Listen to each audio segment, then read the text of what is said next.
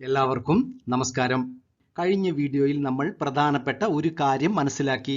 ആത്മീയ ജീവിതത്തിൽ എല്ലാവരും ഒരേ വേഗത്തിൽ മുന്നോട്ട് പോകുന്നില്ല. ഭൂരിഭാഗം പേരും ജീവിതകാലം മുഴുവൻ ദേവതാ ഉപാസനകളിൽ തന്നെ തുടരുന്നു.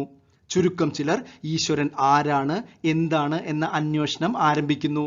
എന്നാൽ വളരെ അപൂർവം ചിലർ മാത്രമാണ് ബ്രഹ്മജ്ഞാനം നേടാനും ആത്മസാക്ഷാത്കാരത്തിനു വേണ്ടി പ്രയത്നിക്കുന്നുള്ളൂ. എന്തുകൊണ്ടാണ് ഇങ്ങനെ സംഭവിക്കുന്നത്? ഈ 3 ഘട്ടങ്ങളിലൂടെയുള്ള നമ്മുടെ ആത്മീയ പരിണാമത്തെക്കുറിച്ചാണ് ഇന്നത്തെ വീഡിയോയിൽ ചർച്ച ചെയ്യുന്നത്. പ്രിയമുള്ളവരെ, വേദാന്തത്തിന്റെ ദൈവസങ്കല്പം എന്ന വീഡിയോ പരമ്പരയിലേക്ക് സ്വാഗതം. സനാതന ധർമ്മത്തിന്റെ ദൈവസങ്കല്പം വളരെ സങ്കീർണമാണ്. അത് വിഗ്രഹങ്ങൾ, ദേവതകൾ, ഈശ്വരൻ, ബ്രഹ്മം എന്നീ പല തട്ടുകളിലായി വ്യാപിച്ചു കിടക്കുന്നു. ഇന്ന് നമ്മൾ നമ്മുടെ ആത്മീയ പരിണാമത്തെക്കുറിച്ചാണ് നോക്കാൻ പോകുന്നത്. കഴിഞ്ഞ വീഡിയോകൾ കണ്ടിട്ടില്ലെങ്കിൽ ദയവായി കാണണമെന്ന് അഭ്യർത്ഥിക്കുന്നു. കഴിഞ്ഞ വീഡിയോയുടെ അവസാനം നമ്മൾ ഒരു ചെറിയ ആത്മീയ വിശകലനം നടത്തിയിരുന്നു. ഏകദേശം 90% ആളുകളും ദേവതാ ഉപാസനയുടെ തലത്തിൽ തന്നെ തുടരുന്നു. ഇവിടെ പറയുന്ന കണക്കുകൾ നമ്മുടെ ഈ വിഷയത്തെക്കുറിച്ച് മനസ്സിലാക്കാൻ വേണ്ടി മാത്രമാണ്. ഇത് ഒരു ഔദ്യോഗിക കണക്കോ ശാസ്ത്രങ്ങളിൽ പറയുന്ന കണക്കോ അല്ല. 90% എന്നാൽ ഭൂരിഭാഗം എന്നാണ് അർത്ഥം. അതായത് 100-ൽ 90 പേരും. അപ്പോൾ 100-ൽ 90 പേരും ദേവതാ ഉപാസനകളിൽ ശ്രദ്ധ കേന്ദ്രീകരിക്കുമ്പോൾ വളരെ കുറച്ചു പേർ, ഒരു 9% പേർ ഈശ്വരൻ ആരാണ്, എന്താണ് എന്ന് അന്വേഷിക്കുന്നുള്ളൂ. എന്നാൽ അതിൽ തന്നെ വളരെ അപൂർവം 1-2 പേർ മാത്രമാണ് ബ്രഹ്മജ്ഞാനം നേടാനും ആത്മസാക്ഷാത്കാരത്തിനും പ്രയത്നിക്കുള്ളൂ. എന്തുകൊണ്ടാണ് വളരെ കുറച്ച് ആളുകൾ ജ്ഞാനമാർഗത്തിലേക്ക് വരുന്നത്? നമ്മുടെ ആത്മീയ പരിണാമം ഭഗവത്ഗീതയുടെ അടിസ്ഥാനത്തിൽ നമുക്ക് മനസ്സിലാക്കാം. പ്രിയമുള്ളവരെ, ഭഗവത്ഗീതയുടെ പ്രാധാന്യം നമ്മൾ പല വീഡിയോകളിൽ പറഞ്ഞിട്ടുണ്ട്. ആദ്യമേ തന്നെ ഒരു തെറ്റിദ്ധാരണ നീക്കട്ടെ. ഭഗവത്ഗീത ഒരിക്കലും ഒരു മതഗ്രന്ഥമല്ല. മറിച്ച് ഭഗവത്ഗീത മനുഷ്യന്റെ ആത്മീയ വളർച്ചയുടെ സമ്പൂർണ്ണ മാർഗദർശിനിയാണ്. നമ്മൾ ഇപ്പോൾ പഠിക്കുന്ന ഈ ദേവതാ സങ്കല്പത്തെ വളരെ വ്യക്തമായി ഭഗവാൻ കൃഷ്ണൻ ഭഗവത്ഗീതയിലൂടെ പ്രതിപാദിക്കുന്നു. ഒരു തുടക്കക്കാരനായ വ്യക്തിയുടെ മുൻപിൽ ഭഗവാൻ കൃഷ്ണൻ ഒരു ദേവതാ രൂപത്തിലാണ് പ്രത്യക്ഷപ്പെടുന്നത്. എന്നാൽ ആത്മീയ പാതയിൽ കുറച്ചു മുന്നോട്ട് പോയ ഒരു സാധകന്റെ മുൻപിൽ ഭഗവാൻ കൃഷ്ണൻ ഈശ്വരന്റെ രൂപത്തിൽ പ്രത്യക്ഷപ്പെടുന്നു. ഏറ്റവും ഒടുവിൽ ആത്മീയ അന്വേഷണത്തിന്റെ പര്യവസാനം അഹം ബ്രഹ്മാസ്മിയിൽ ഭഗവാൻ കൃഷ്ണൻ ബ്രഹ്മമായിട്ടാണ് അവതരിക്കുന്നത്. ഭഗവത്ഗീത പഠിക്കുന്ന ഓരോ വ്യക്തിയും ഭഗവാൻ കൃഷ്ണന്റെ ഭക്ത അല്ലെങ്കിൽ ഭക്തൻ ആകാനല്ല പഠിപ്പിക്കുന്നത്. മറിച്ച് സ്വയം കൃഷ്ണനായി തീരാനാണ് ഭഗവാൻ കൃഷ്ണൻ പറയുന്നത്. അതാണ് ഭഗവത്ഗീതയുടെ യഥാർത്ഥ സന്ദേശം. ഇന്നത്തെ വീഡിയോ നമ്മൾ പൂർണ്ണമായും ഭഗവത്ഗീതയുടെ അടിസ്ഥാനത്തിലാണ് ചിട്ടപ്പെടുത്തിയിട്ടുള്ളത്. തിരഞ്ഞെടുത്ത വളരെ പ്രധാനപ്പെട്ട 3 ശ്ലോകങ്ങളിലൂടെ നമ്മുടെ ആത്മീയ പരിണാമത്തെക്കുറിച്ച് നമുക്ക് മനസ്സിലാക്കാം. പ്രിയമുള്ളവരെ, നമ്മുടെ വീഡിയോയുടെ തുടക്കത്തിൽ ചർച്ച ചെയ്ത ഒരു കാര്യം, മനുഷ്യരാശിയുടെ ഭൂരിഭാഗം പേരും ദേവതാ ഉപാസനയിലും ആരാധനയിലും നിൽക്കുമ്പോൾ വളരെ കുറച്ചു പേർ മാത്രമാണ് ഈശ്വരനെ കുറിച്ച് അന്വേഷിക്കുന്നത്. ഈ അന്വേഷിക്കുന്നവരിൽ അപൂർവം ചിലർ ബ്രഹ്മജ്ഞാനം നേടാൻ പരിശ്രമിക്കുന്നു. സത്യത്തിൽ ഇത് ഭഗവാൻ കൃഷ്ണന്റെ നിരീക്ഷണമാണ്. നമ്മുടെ യഥാർത്ഥ പ്രശ്നം ആദ്യം ചൂണ്ടിക്കാണിക്കുന്നു. 7-ാം അധ്യായത്തിലെ 3-ാമത്തെ ശ്ലോകമാണിത്. ശ്ലോകം ഇതാണ്: മനുഷ്യാണാം സഹസ്രേഷു കശ്ചിത് യദതി സിദ്ധയേ യതതാമഭി സിദ്ധാനാം കശ്ചിന്മാം വേത്തി തത്വതഃ. ഈ ശ്ലോകത്തിൽ ഭഗവാൻ കൃഷ്ണൻ ഒരു വലിയ സത്യം പറയുന്നു. മനുഷ്യാണാം സഹസ്രേഷു, ആയിരക്കണക്കിന്, അതായത് ഒരുപാട് പേരുള്ള മനുഷ്യരിൽ കശ്ചിത് യദതി സിദ്ധയേ, ആത്മജ്ഞാനം നേടാൻ കുറച്ചു പേർ മാത്രമേ താല്പര്യം കാണിക്കുന്നുള്ളൂ. യതതാം അഭിസിദ്ധാനാം, ആത്മജ്ഞാനം നേടാൻ വേണ്ടി പരിശ്രമിക്കുന്നവരിൽ കശ്ചിത്, വീണ്ടും അപൂർവം ചിലർ മാത്രമേ വേത്തി തത്വതഃ, മാം വേത്തി എന്ന് പറയുന്നു. മാം വേത്തി എന്നാൽ എന്നെ അറിയുക, തത്വതഃ എന്ന് പറഞ്ഞാൽ യാഥാർത്ഥ്യത്തിൽ, അതായത് എന്റെ യാഥാർത്ഥ്യം മനസ്സിലാക്കാൻ അപൂർവം ചിലർ മാത്രമേ കഴിയുന്നുള്ളൂ. ഈ ശ്ലോകം നമ്മെ പഠിപ്പിക്കുന്നത് ആത്മീയ വളർച്ചയ്ക്ക് ഘട്ടങ്ങൾ ഉണ്ടെന്നാണ്. ഭൂരിഭാഗം ആളുകളും ബാഹ്യമായ ഉപാസനകളിൽ സംതൃപ്തരാവുന്നു, അവരുടെ ജീവിതം കഴിച്ചുകൂട്ടുന്നു. ചുരുക്കം ചിലർ മാത്രം ഈശ്വരൻ ആരാണ്, എന്താണ് എന്ന അന്വേഷണം ആരംഭിക്കുന്നു. വളരെ കുറച്ച് ആളുകൾ മാത്രമാണ് ആത്മസാക്ഷാത്കാരത്തിൽ എത്തിച്ചേരുന്നത്. കഴിഞ്ഞ വീഡിയോയിൽ നമ്മൾ ഈ ശ്ലോകം വിശദമായി നോക്കിയിട്ടുണ്ട്. ഇനി നമ്മുടെ പഠന സൗകര്യത്തിനായി ഈ 3 ആത്മീയ ഘട്ടങ്ങൾക്ക് ഓരോ പേര് നൽകാം. ആദ്യ ഘട്ടത്തിൽ ഒരു പ്രത്യേക ദേവതയെ ആരാധിക്കുന്ന ഉപാസകൻ. രണ്ടാമത്തെ ഘട്ടത്തിൽ എല്ലാ ദേവതകളുടെയും അടിസ്ഥാനം ഒരേ ഒരു ഈശ്വരനാണെന്ന് തിരിച്ചറിഞ്ഞ് ഈശ്വരനെ അറിയാൻ ശ്രമിക്കുന്ന ഭക്തൻ. ഏറ്റവും അവസാനം തന്റെ യഥാർത്ഥ സ്വരൂപം ബ്രഹ്മമാണെന്ന് തിരിച്ചറിഞ്ഞ ജ്ഞാനി. പ്രിയമുള്ളവരെ, ഈ പേരുകൾ നമ്മുടെ പഠന ആവശ്യത്തിന് നൽകിയതാണ്. സന്ദർഭമനുസരിച്ച് ഇവയുടെ അർത്ഥത്തിൽ മാറ്റം വരുന്നതാണ്. ഇനി നമുക്ക് ഇവ ഓരോന്നിനെ കുറിച്ച് വിശദമായി മനസ്സിലാക്കാം. ആത്മജ്ഞാനത്തിന് തയ്യാറെടുക്കുന്ന ഒരു വ്യക്തിക്ക് ഇത് അറിയേണ്ടത് വളരെ അത്യാവശ്യമാണ്. അപ്പോൾ ആദ്യത്തേത് ഉപാസകൻ. ആരാണ് ഉപാസകൻ? ഉപാസകൻ എന്നാൽ ഒരു പ്രത്യേക ദേവതയെ ശ്രദ്ധയോടും ഭക്തിയോടും ആരാധിക്കുന്ന വ്യക്തിയാണ്.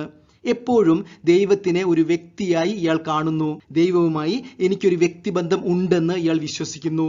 ശിവൻ, കൃഷ്ണൻ, ദേവി, ഗണപതി, അയ്യപ്പൻ, മുരുകൻ ഏത് വേണമെങ്കിലും ആവാം. ക്ഷേത്രത്തിൽ പോകുമ്പോൾ അദ്ദേഹത്തിന്റെ ശ്രദ്ധ പ്രധാനമായും വിഗ്രഹത്തിലായിരിക്കും. വിഗ്രഹ ദർശനം ലഭിച്ചാൽ സന്തോഷമാകുന്നു. വിഗ്രഹ ദർശനം ലഭിച്ചില്ലെങ്കിലോ സങ്കടം വരുന്നു. ഇതാണ് ഒരു ഉപാസകന്റെ അവസ്ഥ. ഞാനും ദൈവവും തമ്മിൽ വ്യക്തമായ ദ്വന്ദ്വഭാവം, അതായത് രണ്ടാണെന്ന ഭാവം നിലനിൽക്കുന്നു. നോക്കൂ, ഈ ആരാധന ഒരു തെറ്റല്ല. ഇവിടെ പറയുന്ന ഒരു ആരാധന സമ്പ്രദായം തെറ്റാണ് എന്നല്ല അർത്ഥം, മറിച്ച് അതിന്റെ പരിമിതികളെയാണ് നമ്മൾ ചൂണ്ടിക്കാണിക്കുന്നത്. അപ്പോൾ ഒരു ഉപാസകന്റെ തലത്തിലെ ആരാധന ഒരിക്കലും തെറ്റല്ല, എന്നാൽ അത് വളരെ പരിമിതമാണ്. അടുത്തത് ഭക്തൻ. ഭക്തൻ എന്ന തലത്തിൽ ഒരു പ്രത്യേക ദേവതയെ മാത്രമല്ല ആരാധിക്കുന്നത്. എല്ലാ ദേവതകളും ഈശ്വരന്റെ വ്യത്യസ്തമായ പ്രതിഫലനമാണെന്ന് ഈ വ്യക്തി മനസ്സിലാക്കുന്നു. ഈശ്വരൻ ആരാണ്? ഈ പ്രപഞ്ചത്തിന്റെ പിന്നിലുള്ള സത്യം എന്താണ്? ഞാൻ ആരാണ്? എന്നീ ചോദ്യങ്ങൾ ഈ ഭക്തന്റെ ഉള്ളിൽ ഉയരുന്നു. അതിനെക്കുറിച്ചുള്ള അന്വേഷണം ആരംഭിക്കുന്നു. സത്യത്തിൽ ആത്മീയ ജീവിതത്തിന്റെ ഒരു വഴിത്തിരിവാണ് ഇവിടെ സംഭവിക്കുന്നത്. ശിവൻ, വിഷ്ണു, ഗണപതി എല്ലാ ദേവതകളും ഏക ഈശ്വരന്റെ വ്യത്യസ്ത അവതാരങ്ങളാണെന്ന് ഇദ്ദേഹം മനസ്സിലാക്കുന്നു. ഈ പ്രപഞ്ചത്തെ നിയന്ത്രിക്കുകയും നിലനിർത്തുകയും ചെയ്യുന്നത് ഈശ്വരനാണെന്ന് ഇയാൾ തിരിച്ചറിയുന്നു. അദ്ദേഹത്തിന്റെ അഹങ്കാരം ഒരു ശരണാഗതിയുടെ ലെവലിൽ വന്നിട്ടുണ്ടാകും. നമ്മൾ ആദ്യം കണ്ട ഉപാസകന്റെ അഹങ്കാരം, അതായത് ഞാൻ എന്ന ബോധം എപ്പോഴും വേറിട്ട്, ഞാൻ വേറെ ഈശ്വരൻ വേറെ. എന്നാൽ ഒരു ഭക്തന്റെ അഹങ്കാരം എന്നാൽ ഞാൻ ഈശ്വരന്റെ ഒരു ഭാഗമാണ്, എന്നിൽ ഈശ്വരന്റെ ചൈതന്യമുണ്ട്, ഈ രീതിയിൽ വരുന്നു. എന്നാൽ അപ്പോഴും അവിടെ അഹങ്കാരം വേറിട്ട് നിലനിൽക്കുന്നുണ്ട്. ആത്മീയ കാര്യങ്ങളിൽ കൂടുതൽ താല്പര്യം പ്രകടിപ്പിക്കുകയും ജ്ഞാനത്തിനോട് കൂടുതൽ താല്പര്യം പ്രകടിപ്പിക്കുന്ന വ്യക്തിയാണ് ഭക്തൻ. ആത്മീയ യാത്രയുടെ അവസാന ഘട്ടമാണ് ജ്ഞാനിയുടേത്. തന്റെ യാഥാർത്ഥ്യം ബ്രഹ്മമാണെന്ന് നേരിട്ട് തിരിച്ചറിഞ്ഞ വ്യക്തിയാണ് ജ്ഞാനി. അദ്ദേഹം സ്വയം ശരീരമോ മനസ്സോ വ്യക്തിയോ ആയിട്ടല്ല കാണുന്നത്.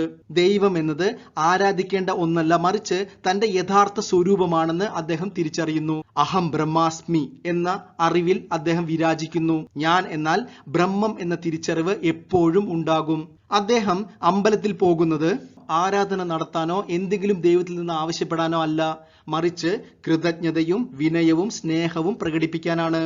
നമ്മൾ 3 തലത്തിലുള്ള ആളുകളുടെ പ്രത്യേകതകൾ മനസ്സിലാക്കി. ഇനി നമ്മൾ ഭഗവത്ഗീതയുടെ വളരെ പ്രധാനപ്പെട്ട ഒരു ശ്ലോകമാണ് മനസ്സിലാക്കാൻ പോകുന്നത്. ഈ ശ്ലോകത്തിൽ ഭഗവാൻ കൃഷ്ണൻ 4 തരത്തിലുള്ള ഭക്തന്മാരെ കുറിച്ച് പറയുന്നു. ശ്ലോകം തുടങ്ങുന്നതിന് മുൻപ് ഒരു കാര്യം പ്രത്യേകം ഓർമ്മിപ്പിക്കട്ടെ. നോക്കൂ, ഇവിടെ കൃഷ്ണൻ ആളുകളെ 4ആയി വേർതിരിക്കുകയല്ല ചെയ്യുന്നത്, മറിച്ച് ഒരു ആത്മീയ യാത്രയുടെ വിവിധ ഘട്ടങ്ങൾ നമുക്ക് മനസ്സിലാക്കി തരുകയാണ് ചെയ്യുന്നത്. നമ്മൾ ഈ 4ൽ ഏത് വിഭാഗത്തിലാണെന്ന് സ്വയം മനസ്സിലാക്കി മുന്നോട്ട് പോകേണ്ടതാണ്. ഭഗവത്ഗീതയുടെ 7-ാം അധ്യായത്തിലെ 16-ാമത്തെ ശ്ലോകമാണിത്. ശ്ലോകം ഇതാണ്: ചതുർവിധാ ഭജന്തേ മാം ജനാ സുഹൃതിനോർജുന അർത്ഥോ ജിജ്ഞാസുരർത്ഥാർത്ഥി ജ്ഞാനീ ച ഭരതർഷഭ. ഈ ശ്ലോകത്തിൽ ഭഗവാൻ കൃഷ്ണൻ പറയുന്നത് ചതുർവിധ ഭജന്തേ മാം. അർജുന, 4 തരത്തിലുള്ള ആളുകൾ എന്നെ ആരാധിക്കുന്നു. ആരൊക്കെയാണത്? ആദ്യത്തേത് അർത്ഥ. അർത്ഥ എന്നാൽ ദുഃഖം വരുമ്പോൾ മാത്രം ദൈവത്തെ ആരാധിക്കുന്നവൻ. അടുത്തത് അർത്ഥാർത്ഥി. അർത്ഥാർത്ഥി എന്നാൽ ജീവിത നേട്ടങ്ങൾക്ക് വേണ്ടി, പണമായിരിക്കാം, പദവിയായിരിക്കാം, വിദ്യാഭ്യാസമായിരിക്കാം, ജോലിയായിരിക്കാം, അതുപോലെയുള്ള ആവശ്യങ്ങൾക്ക് വേണ്ടി ദൈവത്തെ ആശ്രയിക്കുന്നവൻ അല്ലെങ്കിൽ ആരാധിക്കുന്നവൻ. അടുത്തത് ജിജ്ഞാസു. ദൈവം ആരാണ്, എന്താണ് എന്ന് അറിയാൻ താല്പര്യം കാണിക്കുന്ന വ്യക്തി. അവസാനമായി ജ്ഞാനി. തന്റെ യാഥാർത്ഥ്യം ബ്രഹ്മമാണെന്ന് തിരിച്ചറിഞ്ഞ വ്യക്തി. ഇതുപോലെയുള്ള 4 ആളുകൾ എന്നെ ആരാധിക്കുന്നു അർജുന എന്ന് പറയുന്നു. പ്രിയമുള്ളവരെ, ഇവരെ 4 പേരെയും ഭഗവാൻ കൃഷ്ണൻ സുഹൃദിനോ എന്നാണ് പറയുന്നത്. അതായത് ശ്രേഷ്ഠന്മാരാണ് എന്നാണ് പറയുന്നത്. അല്ലാതെ ഇതിൽ ആരും താഴ്ന്നതാണ് ഉയർന്നതാണ് എന്നൊരിക്കലും ഭഗവാൻ കൃഷ്ണൻ പറയുന്നില്ല. എന്നാൽ ഈ ശ്ലോകത്തിലൂടെ നമ്മുടെ ആത്മീയ പരിണാമത്തിന്റെ തലങ്ങളെക്കുറിച്ച്, ഘട്ടങ്ങളെക്കുറിച്ച് ഭഗവാൻ കൃഷ്ണൻ പറയുന്നു. നമുക്കിനി ഇവ ഓരോന്നിനെ കുറിച്ചും വിശദമായി മനസ്സിലാക്കാം. ആദ്യത്തേത് അർത്ഥൻ. അർത്ഥൻ എന്നാൽ ജീവിതത്തിൽ ദുഃഖമോ പ്രതിസന്ധിയോ വരുമ്പോൾ മാത്രം ദൈവത്തെ ആശ്രയിക്കുന്നവരാണ്. ചില ആളുകളെ നിങ്ങൾ കണ്ടിരിക്കും, പൊതുവെ അവർക്ക് ദൈവവിശ്വാസമോ ആരാധനയോ ഉണ്ടാവില്ല. എന്നാൽ അവർക്ക് ജീവിതത്തിൽ ഒരു ദുഃഖം വന്നാൽ ദൈവത്തെ വിളിക്കാനും സഹായം അഭ്യർത്ഥിക്കാനും ആരംഭിക്കും. അസുഖം വരുമ്പോൾ, സാമ്പത്തിക പ്രതിസന്ധി വരുമ്പോൾ, കുടുംബത്തിലെ ആർക്കെങ്കിലും ബുദ്ധിമുട്ടുകൾ വരുമ്പോൾ ഇവിടെ ഇവരുടെ ഭക്തി ആത്മാർത്ഥമുള്ളതായിരിക്കും. പക്ഷേ അത് ആത്മീയ അന്വേഷണത്തിൽ നിന്നല്ല, മറിച്ച് ദുഃഖത്തിൽ നിന്നാണ് ആരംഭിക്കുന്നത്. പലരുടെയും ആത്മീയ ജീവിതം ദുഃഖത്തിൽ നിന്നാണ് ആരംഭിക്കുന്നത്. അർത്ഥൻ അപ്പോൾ ആത്മീയ യാത്രയുടെ ആദ്യ പടിയാണ്. അടുത്തത് അർത്ഥാർത്ഥി. അർത്ഥം എന്നാൽ സമ്പത്ത്, അർത്ഥി എന്നാൽ ആഗ്രഹിക്കുന്നവൻ. ഒരു അർത്ഥാർത്ഥിയുടെ തലത്തിലുള്ള വ്യക്തി ദൈവത്തെ സമീപിക്കുന്നത് ജീവിത നേട്ടങ്ങൾക്ക് വേണ്ടിയാണ്. എപ്പോഴും എന്തെങ്കിലും ആഗ്രഹങ്ങൾ സാധിക്കാനായി അദ്ദേഹം ദൈവത്തെ ആരാധിക്കുന്നു. ജോലി, സമ്പത്ത്, കല്യാണം, ട്രാൻസ്ഫർ, പരീക്ഷാ വിജയം, വിദ്യാഭ്യാസം, അങ്ങനെ ഒരുപാട് നീണ്ട ലിസ്റ്റുകൾ നമ്മളുടെ കയ്യിലുണ്ട്. പ്രിയമുള്ളവരെ, നിങ്ങൾ ഒരു നിമിഷം ചിന്തിച്ചു നോക്കൂ. നമ്മളിൽ ഭൂരിഭാഗം പേരും ദൈവത്തിന്റെ അടുത്ത് പോകുന്നത് എന്തെങ്കിലും ഒരു കാര്യസാധ്യത്തിനോ ആവശ്യങ്ങൾ നേടിയെടുക്കാനോ ആണ്. അതിന് നമ്മൾ വഴിപാടുകൾ കഴിക്കുന്നു, പൂജകൾ കഴിക്കുന്നു. ഒരു തെറ്റിദ്ധാരണ ഇവിടെ നീക്കട്ടെ. ഒരിക്കലും ഇത് പാടില്ല എന്നോ ഇത് മോശമാണോ എന്നോ അല്ല അർത്ഥം. ഇവിടുത്തെ അർത്ഥം ഈ ശ്ലോകത്തിൽ ഭഗവാൻ കൃഷ്ണൻ സുഹൃദിനഹ ജനാഹ എന്ന് പറയുന്നു. അതായത് ഈ തരത്തിൽ ആരാധിക്കുന്നവനും ശ്രേഷ്ഠന്മാരാണ് എന്ന് പറയുന്നു. അപ്പോൾ നമ്മൾ ദൈവത്തിനോട് ചോദിക്കുന്നത് ഒരിക്കലും തെറ്റല്ല. പക്ഷേ അതിൽ പരിമിതിയുണ്ട് എന്നാണ് ഇവിടെ മനസ്സിലാക്കേണ്ടത്. സത്യത്തിൽ ആദ്യത്തെ അർത്ഥന്റെ തലത്തിൽ നിന്ന് അടുത്ത തലത്തിലുള്ള വ്യക്തിയാണ് അർത്ഥാർത്ഥി. കാരണം അർത്ഥൻ ദുഃഖം വരുമ്പോൾ മാത്രം ദൈവത്തിന്റെ അടുത്ത് പോകുമ്പോൾ അർത്ഥാർത്ഥി എപ്പോഴും ദൈവത്തിന്റെ അടുത്ത് പോകുന്നു. എന്നാൽ അദ്ദേഹത്തിന്റെ ആവശ്യം വേറെയാണ്. അടുത്ത ഘട്ടം ഒരു വഴിത്തിരിവിന്റെ ഘട്ടമാണ്. അതാണ് ജിജ്ഞാസു. ഇവിടെയാണ് ആത്മീയ ജീവിതത്തിൽ ഒരു വലിയ മാറ്റം സംഭവിക്കുന്നത്. ജിജ്ഞാസു എന്ന വാക്കിന്റെ അർത്ഥം അറിയാൻ ആഗ്രഹമുള്ളയാൾ എന്നാണ്, പഠിക്കാൻ താല്പര്യമുള്ളയാൾ എന്നാണ്. മാത്രവുമല്ല ഈ ഘട്ടത്തിൽ ഒരു തിരിച്ചറിവ് കൂടി ലഭിക്കുന്നതാണ്. ബാഹ്യമായ വസ്തുക്കളോ നേട്ടങ്ങളോ ശാശ്വതമായ സമാധാനമോ സന്തോഷമോ നൽകില്ല എന്ന് വ്യക്തമായി തിരിച്ചറിയുന്ന ഒരു വ്യക്തി അദ്ദേഹം സ്വയം ഉള്ളിലേക്ക് തിരിയുന്നു, അന്വേഷണം ആരംഭിക്കുന്നു. ആരാണ് ഈശ്വരൻ? ഞാൻ ആരാണ്? എൻ്റെ യാഥാർത്ഥ്യം എന്താണ്? ഈ പ്രപഞ്ചത്തിന്റെ സത്യം എന്താണ്? ശാശ്വതമായ സന്തോഷവും സമാധാനവും എങ്ങനെ കണ്ടെത്താം? ഈ ചോദ്യങ്ങൾ അദ്ദേഹത്തിന്റെ ഭക്തിയെ ജ്ഞാന സമ്പന്നമാക്കുന്നു. ബാഹ്യമായ വസ്തുക്കൾക്കോ നേട്ടങ്ങൾക്കോ പകരം ഭക്തി, ജ്ഞാനം, വൈരാഗ്യം ഇതെല്ലാം ദൈവത്തോട് ചോദിക്കുന്നു. ഇവിടെയാണ് ഉപാസന ഭക്തിയായി മാറുന്നത്. ഇനി ഭഗവാൻ കൃഷ്ണൻ പറയുന്ന നാലാമത്തെയും ഏറ്റവും ഉയർന്നതുമായ ഭക്തനെ പരിചയപ്പെടാം. അതാണ് ജ്ഞാനി. ജ്ഞാനി എന്നത് തന്റെ സ്വരൂപം ബ്രഹ്മമാണെന്ന് തിരിച്ചറിഞ്ഞ വ്യക്തിയാണ്. മഹാവാക്യങ്ങളായ തത്വമസി, അഹം ബ്രഹ്മാസ്മി എന്നീ വചനങ്ങളുടെ സത്യം നേരിട്ട് അനുഭവിച്ച് അറിഞ്ഞ വ്യക്തിയാണ്. ജ്ഞാനിയിലും ഭക്തി അവസാനിക്കുന്നില്ല, മറിച്ച് ഭക്തി പരിപൂർണമാകുന്നു. ആത്മീയ പരിണാമത്തിന്റെ അവസാന ഘട്ടമാണ് ജ്ഞാനി. ഞാൻ എന്നത് മനസ്സല്ല, ശരീരമല്ല, മറിച്ച് അതിനെ അറിയുന്ന ശുദ്ധ ചൈതന്യമാണ്. അത് പരിപൂർണമാണ്. എന്നിൽ നിന്ന് അഭിന്നമായി ഈ ലോകത്തിൽ ഒന്നും ഇല്ല. സർവം കൽവിതം ബ്രഹ്മ എന്ന സത്യം ജ്ഞാനി തിരിച്ചറിയുന്നു. പ്രിയമുള്ളവരെ, ഭഗവത്ഗീതയുടെ 4 തരം ഭക്തരെ കുറിച്ച് നമ്മൾ മനസ്സിലാക്കി. അവരുടെ പ്രത്യേകതകളെക്കുറിച്ചും നമ്മൾ മനസ്സിലാക്കി. ഭഗവാൻ കൃഷ്ണൻ ഈ 4 പേരിൽ ആരെയും വിമർശിക്കുന്നില്ല, മറിച്ച് ഒരു ആത്മീയ പരിണാമം നമ്മെ പഠിപ്പിക്കുന്നു. ഇനി നമുക്ക് നമ്മൾ മനസ്സിലാക്കിയ 3 ആത്മീയ ഘട്ടങ്ങളും ഭഗവത്ഗീതയിലെ 4 തരത്തിലുള്ള ഭക്തന്മാരെയും താരതമ്യം ചെയ്ത് മനസ്സിലാക്കാം. ഇതിൽ അർത്ഥാർത്ഥി എന്നത് ഒരു ഉപാസകന്റെ തലത്തിൽ നിൽക്കുന്നതാണ്. അവർ വിശ്വാസത്തോടും ഭക്തിയോടും കൂടി ദൈവത്തെ സമീപിക്കുന്നു. പക്ഷേ അവരുടെ പ്രാർത്ഥനകൾ പ്രധാനമായും ദുഃഖ നിവാരണത്തിനും ജീവിത വിജയത്തിനും വേണ്ടിയാണ്. ജിജ്ഞാസു എന്നത് നമ്മുടെ ഭക്തനാണ്. അദ്ദേഹത്തിന്റെ ജീവിത ലക്ഷ്യം മാറിയിരിക്കുന്നു. അദ്ദേഹത്തിന്റെ ആവശ്യം ഭൗതിക കാര്യങ്ങളല്ല, മറിച്ച് അറിവാണ്. ഈശ്വരൻ ആരാണ്, എന്താണ്, എന്റെ യാഥാർത്ഥ്യം എന്താണ് എന്ന അറിവാണ് അദ്ദേഹത്തിന് വേണ്ടത്. അവസാനമായി ജ്ഞാനി. അദ്ദേഹം തന്റെ യഥാർത്ഥ സ്വരൂപം ബ്രഹ്മമാണെന്ന് തിരിച്ചറിഞ്ഞവനാണ്. ആത്മീയ യാത്രയുടെ പര്യവസാനമാണിത്. അതുകൊണ്ട് ആരാധിക്കുന്നവനും ആരാധിക്കപ്പെടുന്നവനും ആരാധനയും ഇവ 3 ഒരേ സത്യത്തിൽ അധിഷ്ഠിതമാണെന്ന് ഒരു ജ്ഞാനി തിരിച്ചറിയുന്നു. പ്രിയമുള്ളവരെ, നമ്മൾ ഈ വീഡിയോയുടെ അവസാന ഘട്ടത്തിലാണ്. ഭഗവത്ഗീതയുടെ മനോഹരമായ ഒരു ശ്ലോകത്തിലൂടെ അവസാനിപ്പിക്കാം. ഭഗവത്ഗീതയുടെ 11-ാം അധ്യായത്തിലെ 54-ാമത്തെ ശ്ലോകമാണിത്. ശ്ലോകം ഇതാണ്: ഭക്ത്യാ ത്വനന്യയാ ശക്യ അഹമേവം വിദോർജുന ജ്ഞാതും ദ്രഷ്ടും ച തത്വേന പ്രവേഷ്ടും ച പരന്തപ. പ്രിയമുള്ളവരെ, ഈ ശ്ലോകം വ്യാഖ്യാനിക്കുന്നതിന് മുൻപ് ഒരു പ്രധാനപ്പെട്ട കാര്യം പറയാനുണ്ട്. നമ്മൾ മനസ്സിലാക്കേണ്ടത് ഭഗവത്ഗീതയുടെ ഒരു ശ്ലോകത്തിന് ഒരേ ഒരു യഥാർത്ഥ വ്യാഖ്യാനം അല്ല ഉള്ളത്, മറിച്ച് പല തരത്തിലുള്ള യഥാർത്ഥ വ്യാഖ്യാനങ്ങൾ ഉണ്ട്.